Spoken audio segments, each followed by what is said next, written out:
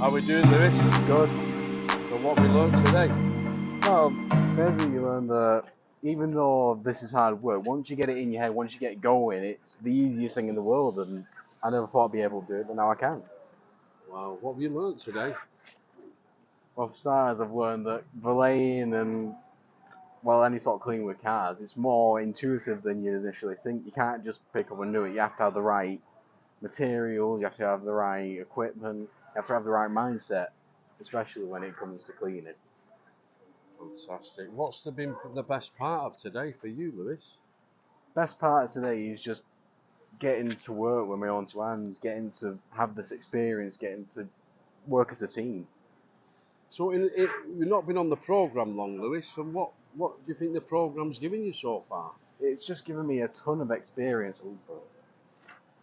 Oh, there's a wasp. Oh, there's a wasp coming.